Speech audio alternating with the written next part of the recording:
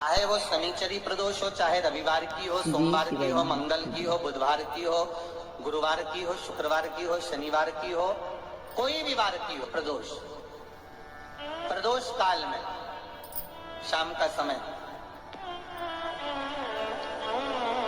सूर्य डूब रहा हो, बस डूबा ही हो, और उस समय पर केवल 3 दिन ऐसे रहेंगे, 3 बार ऐसे रहेंगे, 3 तिथियां ऐसी रहेंगी, 3 समय ऐसा रहेगा जिस समय पर तेरे द्वारा निर्मित शूल को भी शिव धारण करेगा और जगत का कल्याण करेगा। 3 दिन, 3 तिथियां, 3 बार, 3 नक्षत्र, 3 घड़ी, 3 फल।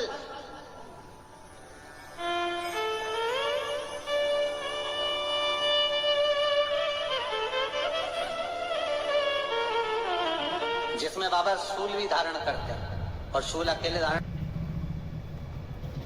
नहीं करते महाराज। जो धतूरा होता है ना, दर्शन करें धतूरे के, कांटे कांटे सा होता है धतूरा, तो वो धतूरे के साथ में बाबा शूल धारण करते हैं, बेलपत्री के शूल को। ये बहुत बहुत आनंदमय कथा है महाराज, जिसके जीवन में हमेशा कांटे ही मिले हैं।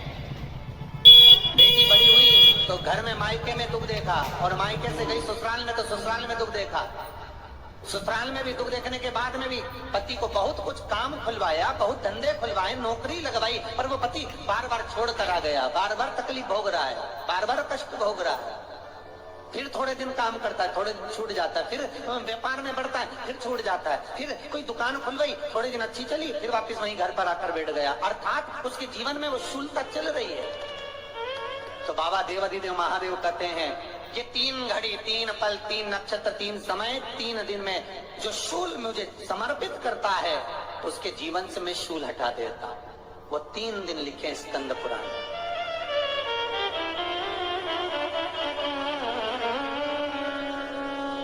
महाराज, बैसाख महीने में जो प्रदोष आती है, बैसाख के महीने में बहुत ध्यान से सुनना भाई, जो अपनी जिंदगी से बहुत तंग आ गए हो, परेशान हो गए हो, कष्टमय जीवन जी रहे हो, बहुत दुखी हो गए हो, उनके लिए ये स्कंद पुराण का चरित्र फिर मिले ना मिले, आप प्रेम से सुनिए। आओ, पहला बैसाख महीने की प्रदोष, चाहे वो शनिचरी प्रदोष हो, चाहे रविवार की हो, सोमवार की हो, मंगल की हो, बुधवार की हो, गुरुवार की हो, शुक्रवार की हो, शनिवार की हो, कोई भी वार की हो, पर बैसाख महीने की प्रदोष, प्रदोष काल में शाम का समय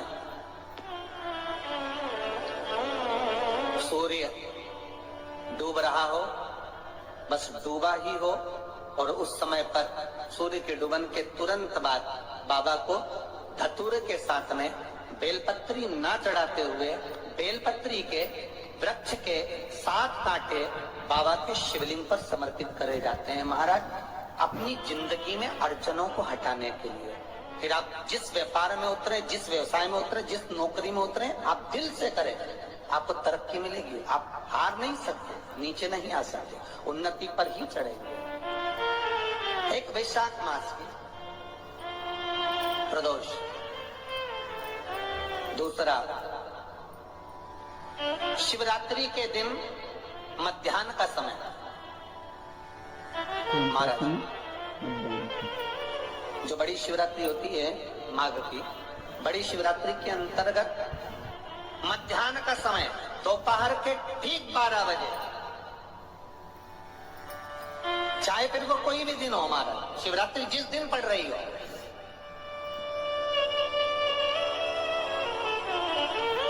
उस दिन भी धतूरे के साथ बाबा को 7 कांटे बेलपत्री के वृक्ष के समर्पित होते हैं महाराज। इसमें आप ये वाले जो कांटे हैं, जो शिवरात्रि के दोपहर 12 बजे वाले हैं, अगर कोई मदिरा पीने वाला हो, व्यसन में डूबने वाला हो, कोई जुआ खेलने वाला हो, कोई गलत वैश्यावृत्ति करने वाला, या अपने मार्ग से विचलित कोई व्यक्ति है, उसके लिए भी ये कांटे बहुत काम आते हैं महाराज।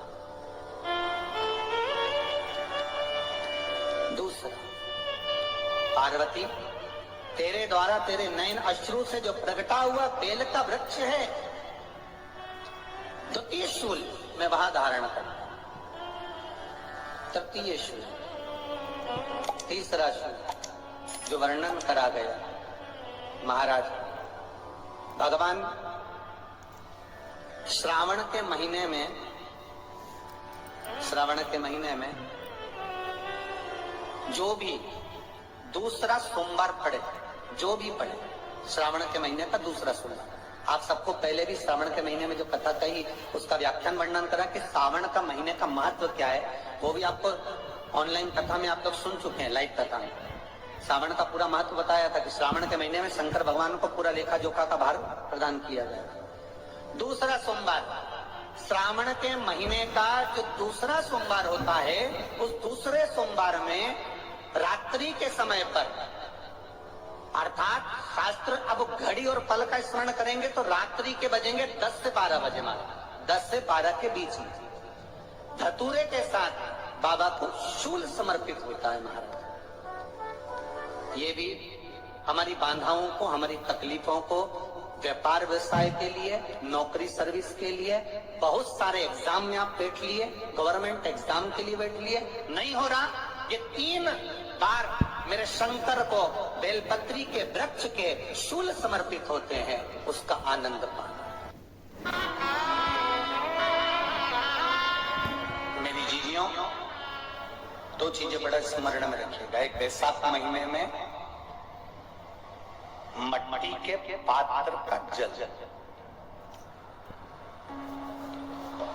अभी क्या चल रहा है? बैसाख, फागुन। अभी क्या चल रहा है? फागुन। जब बैसाख का महीना आए ना,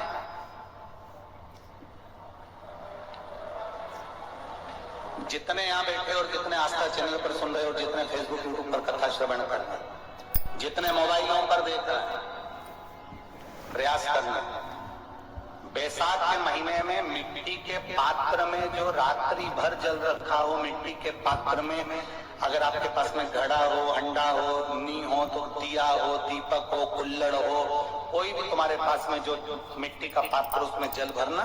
वो जल बैसाख के महीने की किसी भी सोमवार के दिन, किसी भी सोमवार के दिन, बैसाख महीने या किसी प्रदोष के दिन, या बैसाख महीने के शिवरात्रि के दिन, मिट्टी के पात्र का जल अपने घर के प्रत्येक व्यक्ति का स्पर्श कराकर उस मिट्टी के पात्र के जल को तांबे के पात्र में डाल लीजिए और घर के प्रत्येक व्यक्ति का स्पर्श करा लीजिए और शंकर भगवान पर कुंदकेश्वर महादेव के नाम से समर्पित करिए। कुंदकेश्वर महादेव, कभी जीवन में पीछे पलट कर देखने की जरूरत नहीं पड़ेगी, आप उन्नति की सीढ़ी की ओर बढ़ते चले। बैसाख महीने में मट्टी के पात्र का जल भगवान शंकर को समर्पित होना चाहिए, उसका सुख हमारे जीवन को एक आनंद प्रदान। जिसे कहते हैं ना, कोई अच्छा मिले ना मिले, धन मिलने से कोई भाग्यशाली नहीं होता। श्री शिवाय नमस्तुभ्यम, हर हर महादेव। आप सभी का मेरे चैनल धार्मिक वीडियो पर स्वागत है।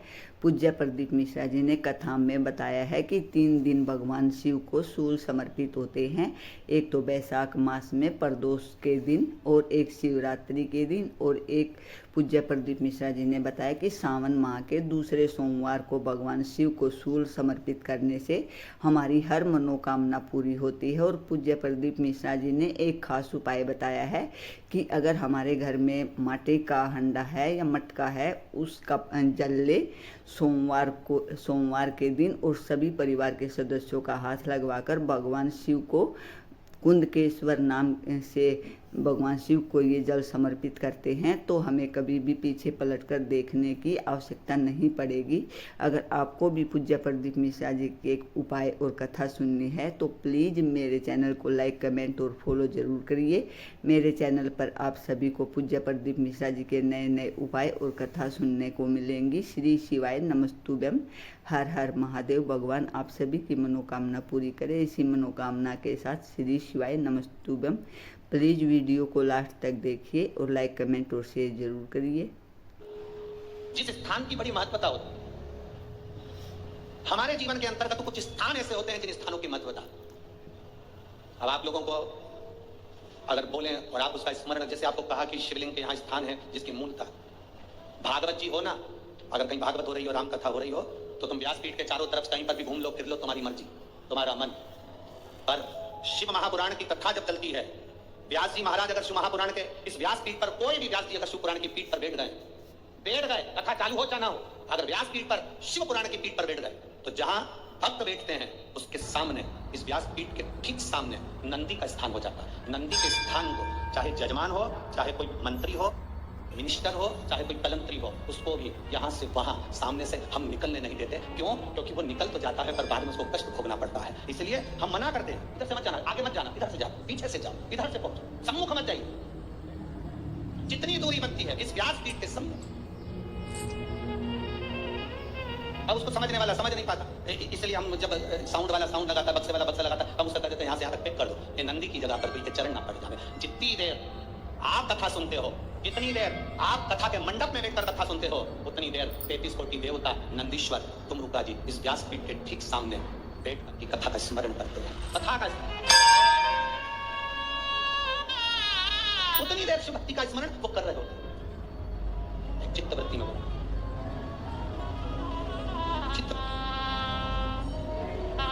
कई कैमरे वाले ऐसे होते हैं, फोटो खींचने वाले होते हैं, हम उन्होंने अभी तक शिव पुराण में कभी गए नहीं होते हैं, वो क्या भागवत जी में गए हैं, राम कथा में गए हैं, तो कहीं से भी निकल जाते हैं, उनको अंदाजा नहीं रहता। हमारे भक्त उनसे कहते भैया सामने से नहीं जाना, पीछे से, आप उधर से जाना, शिव के पीछे से निकल जाना, सम्मुख मत जाना, तुमरुका जी है, नंदीश्वर है, उनके गण है, वहां स्थान है उनका। जितनी देर व्यासपीठ पर व्यास जी बैठा है उतनी देर तक वो स्थान मूल है। व्यास जी नीचे उतर गया, तुम पूरी व्यासपीठ पर कहीं पर भी घूमो, जब तक कोई पंडित शिव पुराण बांचने नहीं बैठा तब तक तुम पूरी व्यासपीठ पर कहीं पर भी घूमो, कोई मतलब नहीं। पर जिस समय पर व्यास बैठ गया उस समय पर तुमरुका जी को आवाहन कर, नंदीश्वर को आवाहन कर, झोली पसार कर, उसको प्रणाम कर, आमंत्रित करके, झाड़ू लगा के, बाबा आपका स्थान साफ कर दिया है, आओ आप बैठो, तुमरुका जी आओ, नंदीश्वर आप बैठो, आपका स्थान हो गया। 3 बार झाड़ू लगाकर बाबा को स्थान देकर तब व्यासपीठ पर बैठता है शिव पुराण करने।